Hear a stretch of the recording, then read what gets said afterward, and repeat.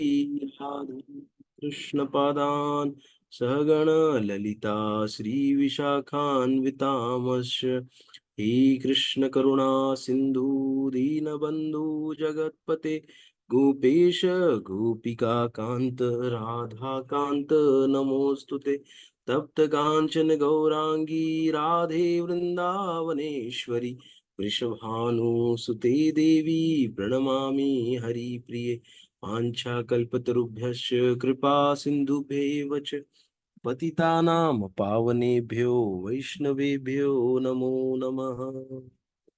नमो विष्णुपादाय कृष्णपृष्ठाय भूतले श्रीमते भक्तिवेदान्त स्वामिन् इति नामिने नमस्ते सरस्वती देवे गौरवाणी प्रचारिणे निर्विशेष शून्यवादी पाश्चात्य देश तारिणे जय श्री कृष्ण चैतन्य प्रभु नित्यानंद श्री अद्वैत गदाधर श्रीवासादि गौर भक्त वृंद हरे कृष्णा कृष्णा कृष्णा हरे हरे हरे राम राम राम हरे हरे। जय श्री प्रभुपाद की जय। अनंत कोटि वैष्णव वृंद की जय। हरे कृष्णा। दंड प्रणाम सभी को। स्वागत है आप सभी का आज के सत्र में। हम लोग आज पढ़ने वाले हैं, प्रस्तावना ही चल रहा है अभी। मैं स्क्रीन शेयर करता हूँ अपना।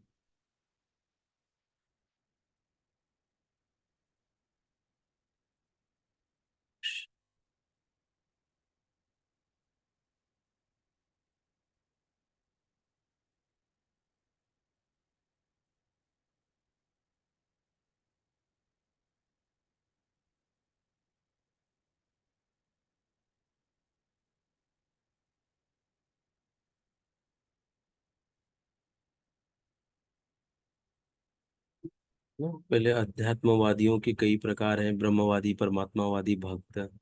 इनके सबके बारे में बताए। ब्रह्म, परमात्मा और भगवान, तीन अलग अलग प्रकार की अनुभूतियां भगवान की होती हैं जैसे जैसे हमारा प्रोग्रेस होता है। अभी हम लोग डायरेक्ट भगवान की अनुभूति हमको हो रही है। हम लोग डायरेक्ट भगवान से कनेक्टेड हैं ना, भगवान की पूजा कर रहे हैं, डायरेक्ट भगवान का साकार रूप से हम प्रेम डेवलप कर रहे हैं। तो डायरेक्ट भगवान से हमारा अभी ये हो रहा है। तो हम लोग डायरेक्ट भगवान के साथ आ रहे हैं।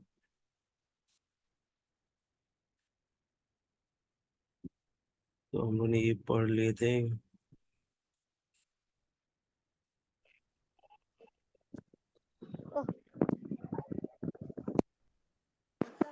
हरे कृष्ण प्रभु जी।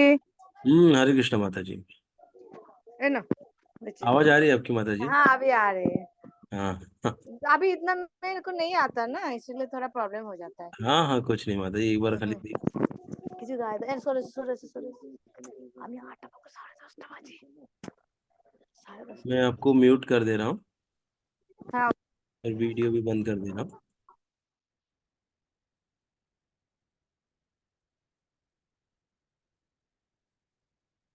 तो हम लोग अभी हैं भगवत गीता में। एक सेकेंड है, अभी दरवाजा बंद कर लोगे बेटा?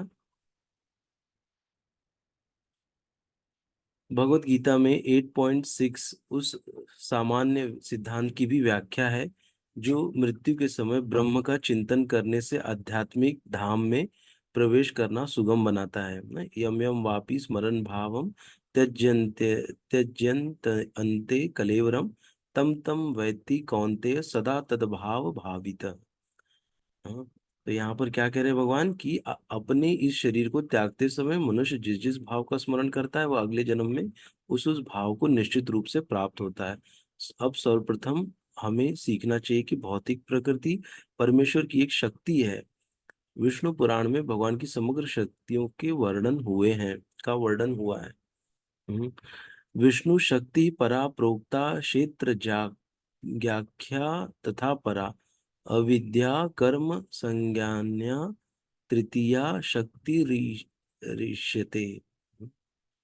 परमेश्वर की शक्तियां विविध तथा असंख्य हैं और वे हमारी बुद्धि के परे हैं। लेकिन बड़े बड़े विद्वानों, मुनियों या मुक्तात्माओं ने इन शक्तियों का अध्ययन करके इन्हें तीन भागों में बांटा है। सारी शक्तियां विष्णु शक्ति है, अर्थात वे भगवान विष्णु की विभिन्न शक्तियां हैं।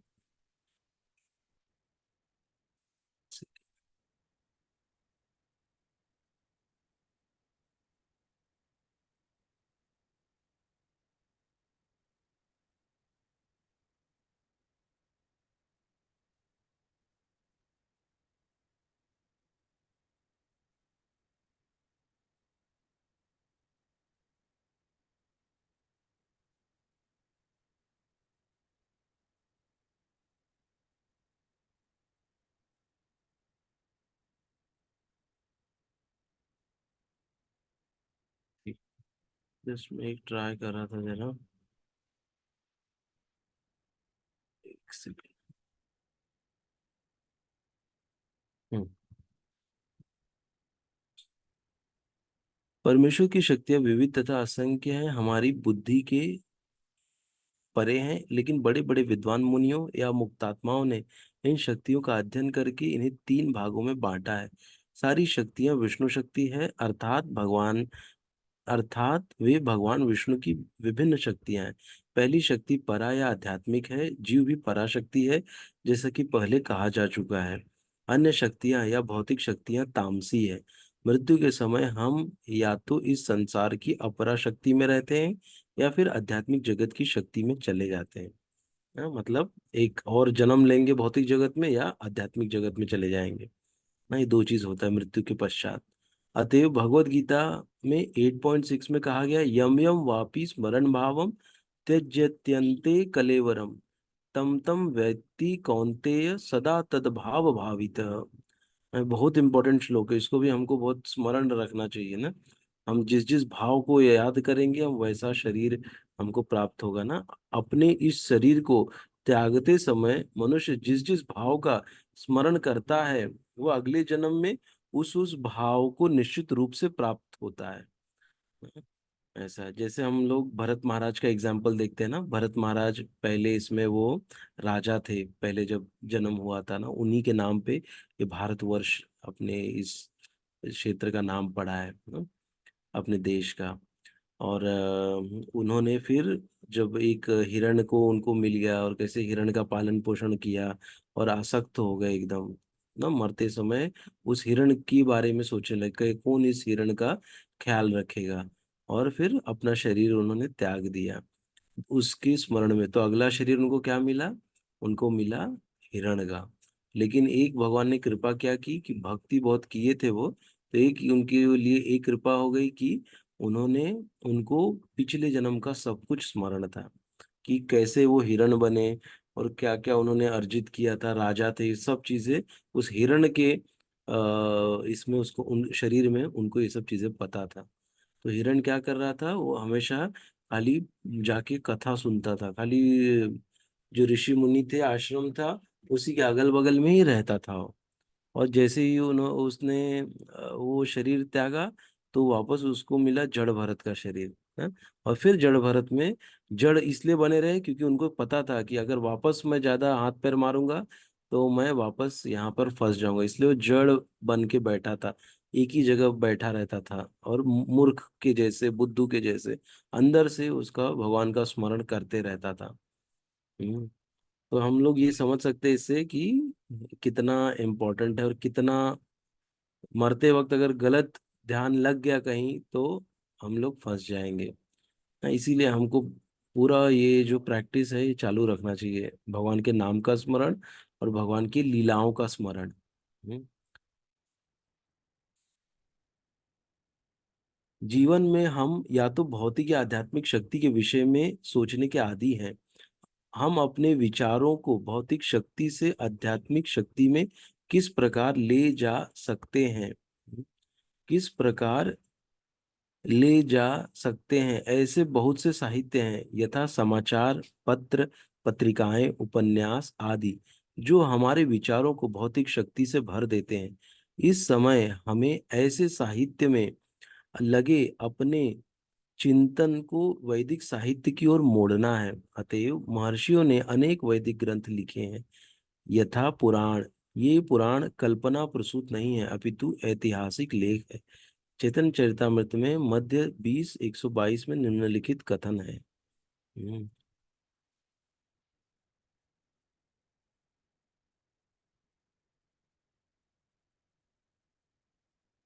ना तो ऐसे ही है कि अगर हम लोग क्या पढ़ेंगे वैसी हमारी चेतना होगी ना।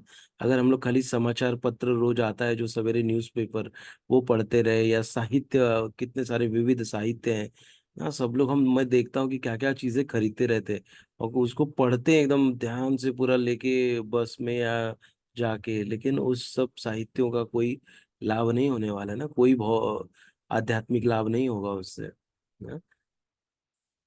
तो हमको हमारे डेवलप करना है, हमारा कि वैदिक ग्रंथ हम पढ़ें।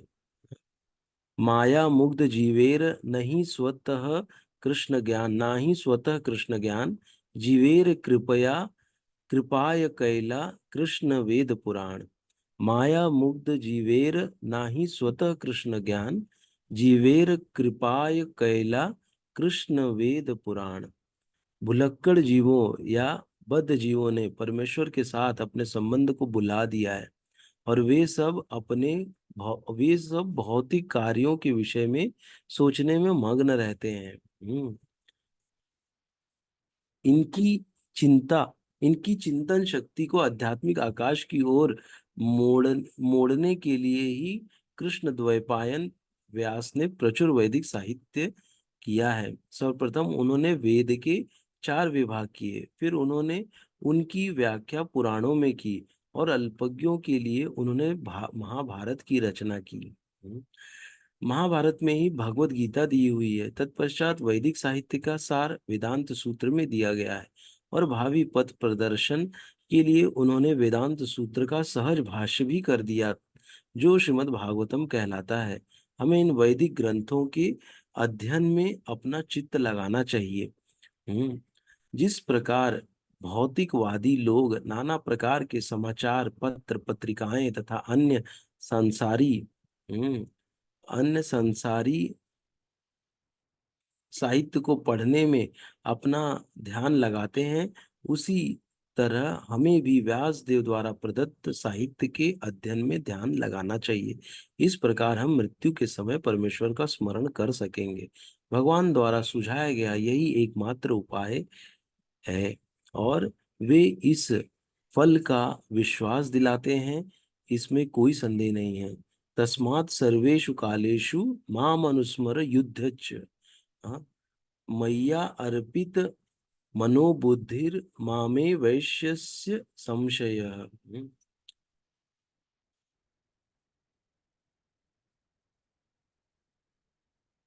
इसलिए हे अर्जुन, तुम्हें कृष्ण रूप में सदैव मेरा चिंतन करो, और साथ ही अपने युद्ध कर्म करते रहो।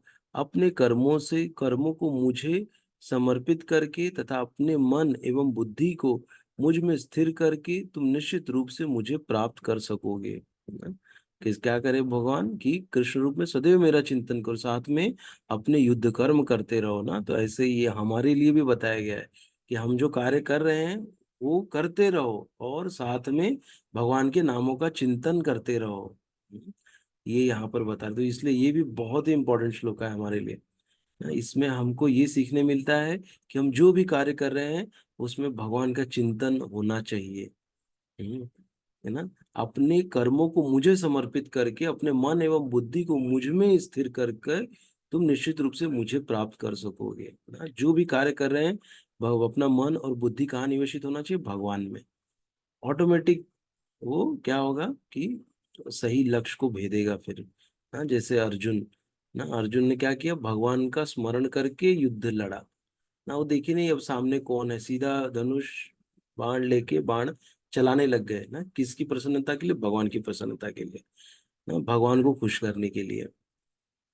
इसीलिए भगवान का स्मरण करते हुए उन्होंने वो युद्ध लड़ा। तो हमको भी ऐसे ही अपने जीवन को ढालना है, ऐसे ही अपने जीवन को हमको बदलना है, जिससे कि हम लोग हर क्षण भगवान को याद करते रहे। कैसे न कैसे हर चीज को भगवान से जोड़ दो। हम्म, ये प्रयास करना है। ये करने से क्या होगा कि हमको भगवान का स्मरण अच्छे से आते रहेगा ना। बच्चे देखेंगे या कोई वृक्ष दिखेगा हमको भगवान का याद आएगा, कोई नदी दिखेगी भगवान का याद आएगा, गंगा नदी का स्मरण हो जाएगा, कोई पहाड़ दिखेगा हमको गोवर्धन का स्मरण होना चाहिए ना। ऐसे करके हमको हर चीज को भगवान श्री कृष्ण से जोड़ने का प्रयास करो, ऑटोमेटिक फिर हमको हर जगह भगवान दिखने लग जाएंगे।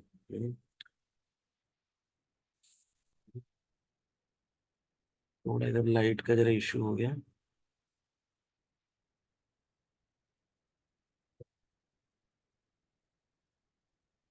वे अर्जुन से अपने कर्म वृत्ति को त्याग कर अपना स्मरण करने कस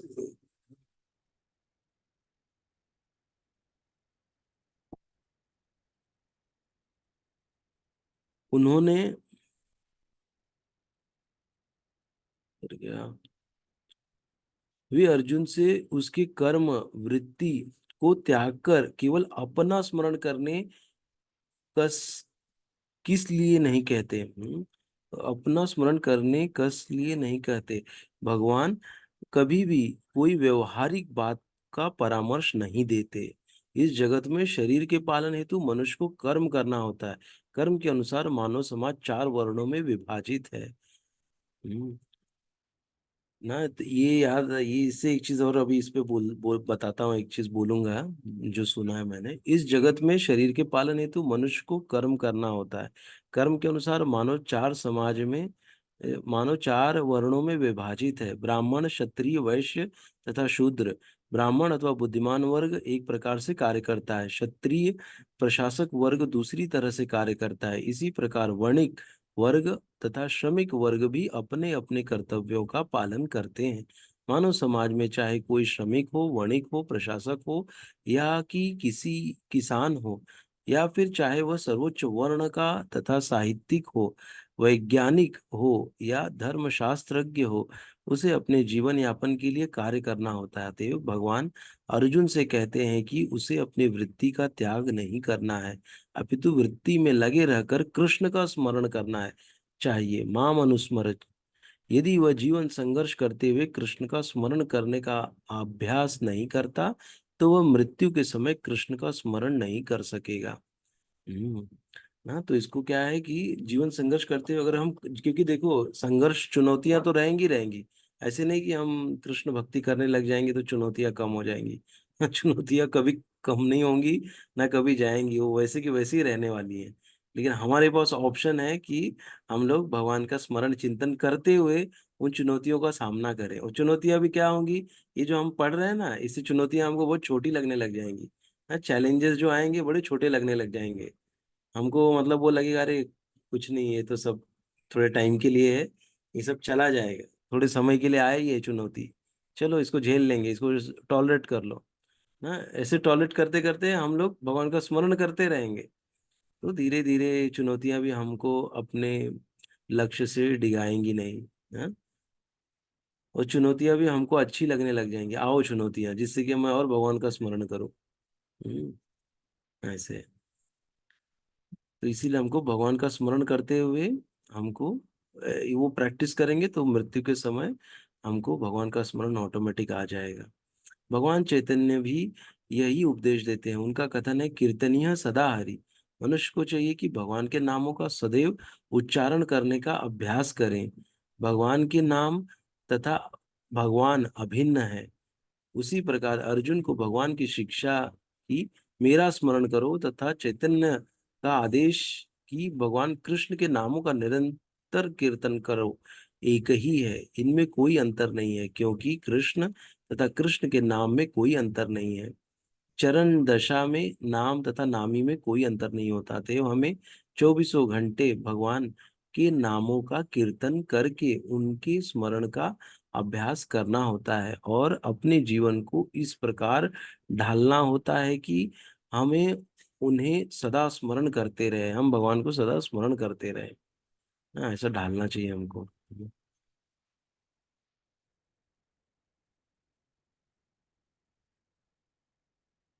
हाँ, तो यहाँ पर ये जो लाइन है, भगवान कभी अव्यवहारिक बात का परामर्श नहीं देते। ना, जो व्यवहारिक है, ना गुरु और ना भगवान, भगवान के साक्षात पार्षद कौन है? गुरु हैं ना, जो भगवान को रिप्रेजेंट करते हैं। हाँ, तो और कहते हैं कि गुरु और भगवान में भी कोई अंतर नहीं है। हाँ, अंतर तो है लेकिन कोई अंतर भी नहीं है।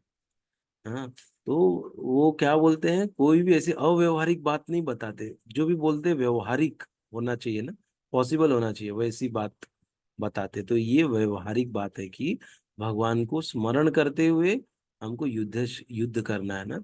जैसे जो माता जी लोग हैं ना, और जो भी घर में कुकिंग सेवा कर रही हैं, वो कुकिंग सेवा कैसे करनी है? भगवान को स्मरण करते हुए ना, युद्ध करते युद्ध है ना वो बनाना ना। ऐसा तो ऐसा भी कहते हैं कि जैसे कुछ माता जी लोग होती हैं जो कहते हैं कि हम जाके मंदिर में ही पूरा सेवा करते हैं ना।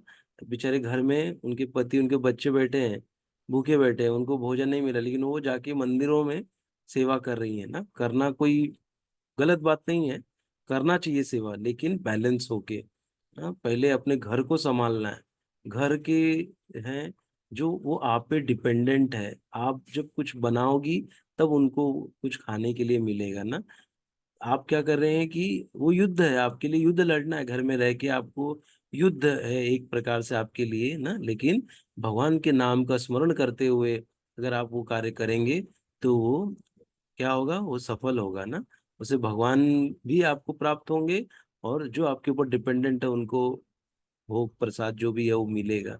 भगवान भी आप बैठे जो आपके घर में विराजमान है, वो भी भूखे हैं, उनको भी भोग भोग मिलेगा ना, और बाकियों को प्रसाद मिलेगा। तो इसका भी बहुत ध्यान रखना बहुत जरूरी है ना। कोई भी कार्य करो, करते हुए खाली भगवान का स्मरण करो, भगवान को याद करते रहो। और युद्ध तो हमको हमेशा लड़ना है ना, जैसे हम बताया कि चुनौतियां हमेशा आने वाली है। चाहे कोई ऑफिस में बैठा हो, उसको भी कुछ ना कुछ, ये प्रेजेंटेशन बनाओ, इसको जाके ऐसे बोलो, उसको जाके वैसे बोलो, मीटिंग में आपको बोलना है, मैं कुछ बोलूंगा नहीं ना, ऐसा सब हमको सुनाई देते रहता है ना। तो इसके लिए क्या है कि हमको भगवान का स्मरण करते हुए ये सब कार्य करना चाहिए। तो हम टेंशन नहीं हुआ, हाँ मीटिंग में बोलना है, ठीक है बोल देंगे ना, ऐसे करके, या मुझे ये काम करना है ना, ठीक है हो जाएगा। तो ये क्या होता है कि हम सतोगुण में आ जाते हैं।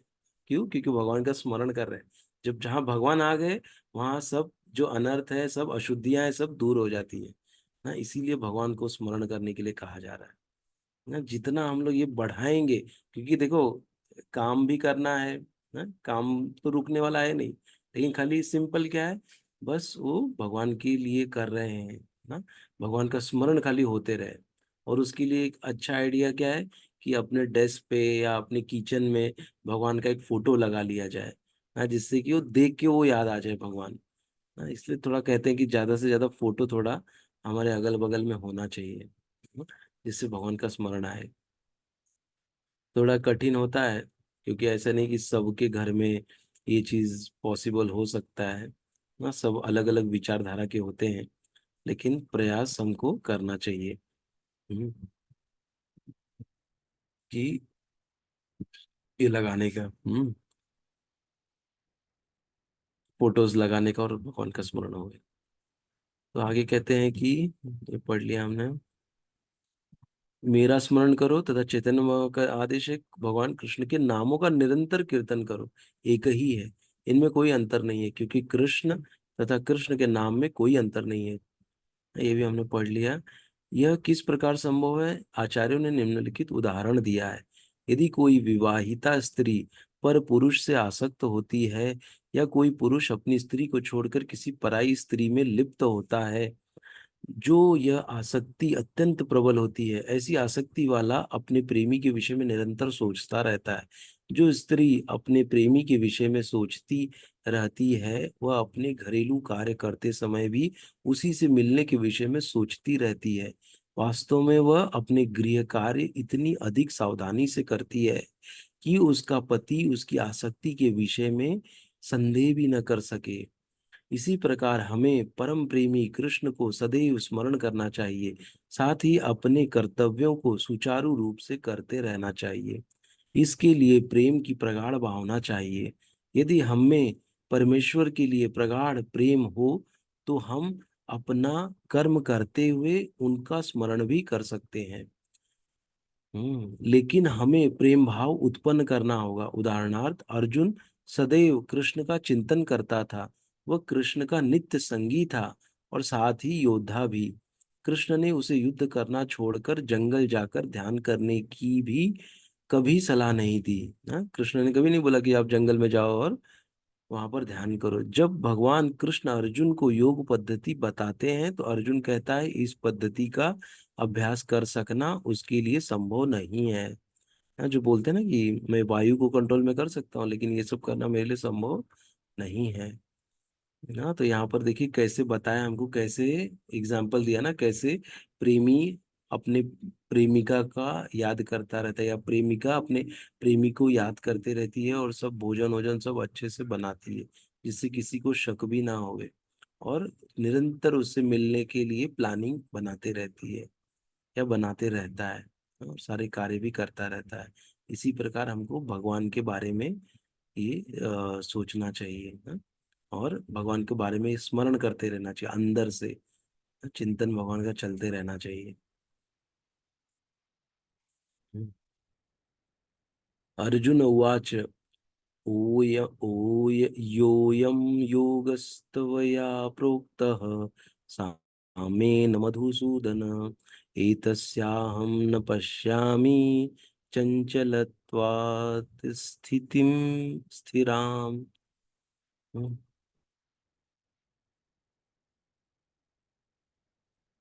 कृत्वा स्थितिम स्थिरा। अर्जुन ने कहा, हे मधुसूदन, आपने जिस योग पद्धति का संक्षेप में वर्णन किया है वह मेरे लिए अव्यवहारिक तथा असहनीय है, क्योंकि मेरा मन अस्थिर तथा चंचल है। हम्म, लेकिन भगवान कहते हैं, योगिनाम अपि सर्वेषां मद गतेन अंतरात्मना श्रद्धावान भजते यो माम समे युक्त तमो मतः। संपूर्ण योगियों में जो श्रद्धावान योगी भक्ति योग के द्वारा मेरी आज्ञा का पालन करता है, अपने अंतर में मेरे बारे में सोचता है, और मेरी दिव्य प्रकृति, मेरी दिव्य प्रेम भक्ति सेवा करता है, वह योग में मुझसे परम घनिष्ठता पूर्वक युक्त है और सब में श्रेष्ठ है। यही मेरा मत है। भगवत गीता 6.47 में, अतएव जो परमेश्वर का चिंतन करता है वह एक ही समय में सबसे बड़ा योगी, सर्वोच्च ज्ञानी तथा महानतम भक्त है ना। एक ही साथ ये सब कुछ हो जाता है उसका, जो सदैव परमेश्वर का चिंतन करता है। अर्जुन से भगवान आगे भी कहते हैं कि क्षत्रिय होने के कारण वह युद्ध का त्याग नहीं कर सकता, किंतु यदि कृष्ण का स्मरण करते हुए करता है तो वह मृत्यु के समय कृष्ण का स्मरण कर सकेगा, परंतु इसके लिए मनुष्य को दिव्य प्रेम भक्ति सेवा में पूर्णतया समर्पित होना होगा ना।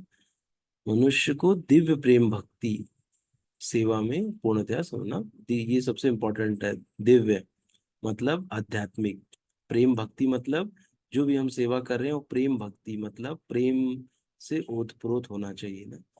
वो ऐसा ना हो कि वो फोर्सफुल्ली हो कि जाइए आप जाके बुक डिस्ट्रीब्यूट करिए, और किसी ने बोला है तो जाके डिस्ट्रीब्यूट खड़े हैं, लेकिन अंदर से प्रेम नहीं है, वो करने की इच्छा हमको नहीं है, तो वो सफल नहीं होगा ना। तो हमको पहले वो प्रेम आना चाहिए अंदर से, वो करने की इच्छा आनी चाहिए, तब कार्य हमारा सफल होता है ना। तो कभी वो कार्य फेल ही नहीं होगा ना? इसीलिए जो भी मतलब बच्चे हैं या जो भी हैं अपना कार्य कर रहे हैं, अगर उसको प्रेम से करेंगे ना तो कार्य में सफलता मिलेगी। तो चाहे कोई भी कार्य हो ना। अगर हमको अभी लग रहा है, अरे मैं कैसे पढ़ पाऊंगा, ये इंग्लिश में लिखा हुआ है, ये इंग्लिश तो मुझे पढ़ने आता ही नहीं है, कैसे पढ़ पाऊंगा ना, लेकिन आपके अंदर प्रेम है और आपके अंदर लगन है, आपको करना ही है उसका, आपके दूसरा ऑप्शन ही नहीं है, तो आप कर लोगे उसको ना, ऐसे। और लेकिन अगर प्रेम उत्पन्न करना पड़ेगा ना कि नहीं मुझे करना ही है, और हर एक कार्य के पीछे ना कोई हमारा एक हेतु होना चाहिए, तभी वो कार्य सफल होता है ना। हेतु मतलब कैसे, कि अभी हमारे कार्य का हेतु क्या होता है कि कृष्ण की प्रसन्नता ना। हम अपनी इंद्रियों की प्रसन्नता के लिए भी कार्य नहीं करते, लेकिन करते हैं धीरे धीरे हम लोग अभी बदलने का प्रयास कर रहे हैं ना।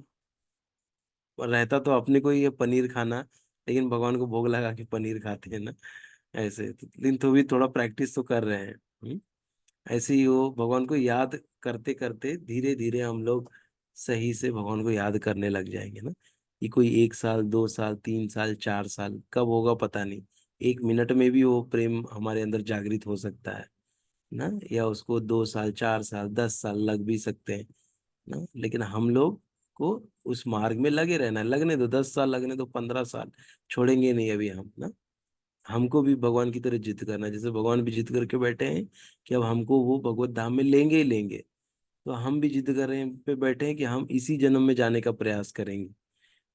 ऐसा जिद कर लो, कर ले हम लोग, तो हमारा इसी जीवन में हमारा उद्धार हो जाएगा। इसलिए देखो आगे भी आ रहा है कि वास्तव में हम अपने शरीर से नहीं अपितु अपने मन तथा बुद्धि से कर्म करते हैं। अतएव यदि मन तथा बुद्धि सदैव परमेश्वर के विचार में मग्न रहे तो स्वाभाविक है कि इंद्रियां भी उनकी सेवा में लगी रहेंगी ना। ये क्या है एक्चुअली, ये प्रैक्टिकल इम्प्लीमेंटेशन है ना। ये जो अभी हम सीख रहे हैं ना, क्या सीखे हम लोग, जो ऊपर 2 श्लोक आया था ना कि स- ये वाला तस्मात् सर्वेषु कालेषु माम अनुस्मर युद्ध च, और आया था कि यम यम वापि स्मरण भाव, जैसे जैसे भाव, जैसे जैसे मरते वक्त जैसे जैसे भाव को याद करेंगे वैसा ना। और तस्मात् सर्वेषु कालेषु माम अनुस्मर मय्या अर्पित मन बुद्धि ना माम वैश्यस्य संशय, मेरे मन और बुद्धि अर्पित करो। हाँ तो ये बता रहे हैं, हम लोग क्या पढ़ रहे थे यहाँ पे। हम्म भगवत गीता हमें सिखाती है कि किस प्रकार मन तथा बुद्धि को भगवान के विचार में लीन रखा जाए ना, कि प्रैक्टिकल इम्प्लीमेंटेशन कैसे ना। भगवान बोले ना कि मन बुद्धि मेरे अंदर लगाओ, तो मन तथा बुद्धि को भगवान के विचार में लीन रखना, ऐसी तल्लीनता से मनुष्य भगवत धाम को जाता है। यदि मन कृष्ण की सेवा में लग जाता है तो सारी इंद्रियां स्वतः उनकी सेवा में लग जाती हैं। हाँ? यह कला है और यही भगवत गीता का रहस्य भी है। कृष्ण के विचारों में पूरी तरह मग्न रहा जाए। हाँ देखिए, हमको ये आज एक बहुत बड़ा एक हीरा मिला है। हाँ, ये पढ़ते वक्त। हाँ, इसका आप लोग चाहिए तो इसका एक स्क्रीनशॉट निकाल लो अभी। हाँ, ये जो हाईलाइट किया हूं मैं, हाँ, यहाँ से लेते हैं चलो। इसका आप लोग स्क्रीनशॉट निकाल लीजिए, बहुत ही जरूरी है। और ये आप इस पे भी प्लीज कोई तो डाल दीजिए, ग्रुप पे भी। कि भगवत गीता हमें सिखाती है कि किस प्रकार मन तथा बुद्धि को भगवान के विचार में लीन रखा जाए। ऐसी तल्लीनता से मनुष्य भगवत धाम को जाता है।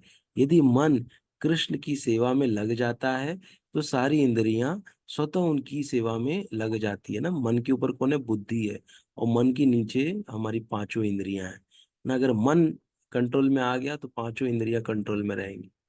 यह कला है और यही भगवत गीता का रहस्य भी है कि कृष्ण के विचारों में पूरी तरह मग्न रहा जाए ना। कृष्ण के विचार आएंगे कैसे, जब हम जितना ज्यादा से ज्यादा कृष्ण के बारे में श्रवण करेंगे, जितना उनकी लीलाओं के बारे में श्रवण करेंगे ना। हमारा टॉपिक ही वही होना चाहिए कि अरे कृष्ण प्रसन्न होंगे, कैसे प्रसन्न होंगे, कृष्ण का भक्त कौन है ना, किसके पास जाएं, थोड़ा कृष्ण के बारे में चर्चा कर लें ना। कुछ तो क्वेश्चन आपको जिसका आंसर पता भी है, फिर भी वो बात छेड़ो ना, पूछो वो क्वेश्चन को ना। थोड़ा चर्चा जिससे कि होए कृष्ण के बारे में ना। कहीं भी बैठे हैं 4 लोग ना, तो वहां पे कृष्ण का थोड़ा चर्चा छेड़ दो। आपको कोई प्रश्न का उत्तर पता भी है, फिर भी आप बोल दो अरे ये इसका मतलब क्या है, मुझे कुछ समझ में नहीं आ रहा है, भगवान ने ये स्टोरी क्यों बताई, या भगवान ने ऐसी लीला क्यों की, मेरे समझ में नहीं आ रहा है। थोड़ा आप लोग थोड़ा लाइट डालेंगे क्या इस पे। ऐसा हमको प्रश्न करना चाहिए। जब ऐसा हम लोग प्रश्न करेंगे तो ऑटोमेटिक जो कन्वर्सेशन है वो पूरा कृष्ण के इर्द गिर्द घूमने लग जाएगा। ऐसा। ठीक है, तो अभी शायद थोड़ा टाइम हो गया हमारा, तो हम लोग आज यहीं पे स्टॉप लेते हैं। ये कैसे इसको अचीव करना है उसका प्रैक्टिकल बताया गया, श्रवण कीर्तनम जो ये 7वें चैप्टर का है। हम्म हमको ये सिखाए हैं प्रहलाद महाराज ने, तो वो हम लोग पढ़ेंगे आगे का। ठीक है, तो आज हम लोग यहीं तक पढ़ते हैं। किसी का और कोई कमेंट है? ये स्क्रीनशॉट लेके कोई प्लीज भेजिएगा, और आप सब लोग इसको रखिएगा भी ना। ये जो भेज दीजिएगा कृष्णा प्रभु, थैंक यू। तो ऐसे हम लोग ना भगवत गीता पढ़ते वक्त ना थोड़े जेम्स निकालेंगे ना। जेम्स निकाल के उसको, ये हमारा मतलब एक वो रहेगा कि ये चीज हमको मिला है। ये प्रयास करेंगे थोड़ा कि डालने का। मैं भी प्रयास करूंगा। आप लोग को भी कोई जेम्स मिल रहा है, वो जेम्स को डालिएगा ना। कोई हीरा मिल रहा है ऐसा जो लग रहा है, चुभ रहा है, हमारे हृदय को लग जा रहा है। हाँ, तो उसको कृपया करके उसका स्क्रीनशॉट ले लीजिएगा ना, और आप उसको अंडरलाइन खुद भी कर सकते हैं स्क्रीनशॉट में। ऐसे करके फिर हम लोग उसको और थोड़ा नजदीक आ जाएंगे हम लोग उस भगवत गीता के, क्योंकि भगवत गीता का ये सब एक एक शब्द क्या है, भगवान है ना। ये जो पढ़ रहे हैं हम लोग, साक्षात भगवान को हम लोग स्पर्श कर रहे हैं ना, शब्द के माध्यम से। हम्म, तो यहीं पे आज हम लोग विराम लेते हैं। हाँ, हरे कृष्णा। किसी को कोई कमेंट है?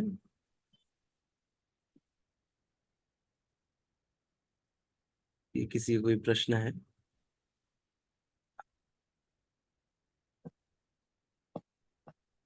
ठीक है, तो हम लोग कल मिलते हैं। जय श्री प्रभुपाद की जय, अनंत कोटि वैष्णव वृंद की जय, ग्रंथराज श्रीमद् भगवद गीता की जय। हम लोग कल भी मिलेंगे। हरे कृष्णा, सभी को दंड प्रणाम। हरे कृष्ण।